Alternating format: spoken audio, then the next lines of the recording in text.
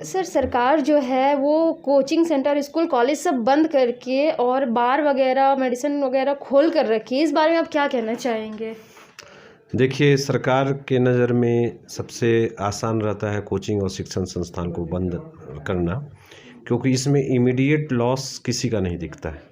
जैसे अगर 1 महीने 2 महीने पढ़ाई नहीं होगी तो इससे लगता है कि कोई नुकसान नहीं होगा। दूसरा, सरकार ये भी सोचती है कि एजुकेशन जो है, इंस्टीट्यूट्स में स्टूडेंट्स हैं तो ये भीड़ भाड़ की ज़्यादा जगह होती है और स्टूडेंट्स वगैरह इसको फॉलो नहीं करते हैं रूल्स रेगुलेशन को, इसलिए उनका इमीडिएट टारगेट शिक्षण संस्थान और कोचिंग ही होते हैं। क्या कुछ तैयारी चल रही है सर ऑनलाइन क्लासेस की? हमारे यहाँ तो ऑनलाइन फैसिलिटीज़ पहले से हैं और जो हम लोग जो भी क्लासरूम से होता है वो क्लासरूम से ही लाइव क्लासेस देते हैं, तो हमें तो कोई बहुत ज़्यादा दिक्कत नहीं हुई और हमारे स्टूडेंट्स को भी दिक्कत नहीं हुई।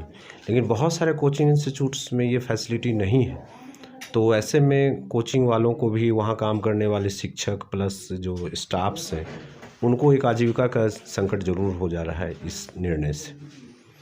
बीच में कोरोना काल में सर बंद कर दिया गया था, बच्चों पे बहुत बुरा असर पड़ा था इस पे, तो क्या लगता है इस बार फिर बंद कर दिया गया है तो क्या लगता है क्या असर पड़ेगा फिर से इस बार बच्चों में? देखिए, खास करके अगर आप देखें तो अगर एडल्ट बच्चे हैं, यानी मेरे कहने का अर्थ है कि अगर वो 12th या 12th के बाद के बच्चे हैं, ग्रेजुएशन वाले, तो वो तो ऑनलाइन सर्विसेज का बेटर यूज कर पाते हैं। लेकिन आप अगर लोअर क्लास के बच्चों को कहें, क्लास 1 2 या नर्सरी या 5 6, तो मैंने खुद अपने एक्सपीरियंस से देखा है कि उनके लिए ऑनलाइन प्रभावी बहुत नहीं हो पाता है, वो डिसिप्लिन नहीं आ पाता है।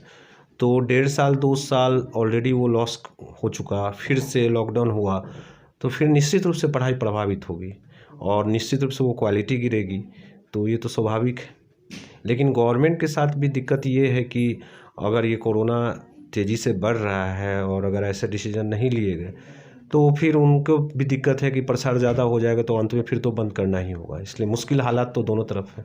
सर नहीं लगता है आपको कि जो 50% हर जगह खोलने की अनुमति दी गई है कुछ कुछ जगह, तो इनको भी इजाज़त दी जाती? मुझे ऐसा लगता है कि जैसे मैंने कहा कि एडल्ट ग्रुप या जो वैसे हैं +2 या उसके बाद ग्रेजुएशन वगैरह, या कोचिंग, वैसे कोचिंग जहाँ पर कि ग्रेजुएट स्टूडेंट्स तैयारी कर रहे हैं, तो वहाँ पर ऐसा हो सकता था कि आप एक रिस्ट्रिक्शंस के साथ इनको खोल देते तो ज़्यादा बेहतर था।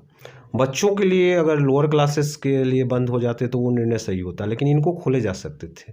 पहले भी ऐसे निर्णय हुए हैं कि 50% क्षमता के साथ कोचिंग और तो ज़्यादा बेहतर था। बच्चों के लिए अगर लोअर क्लासेस के लिए बंद हो जाते तो वो निर्णय सही होता, लेकिन इनको खोले जा सकते थे।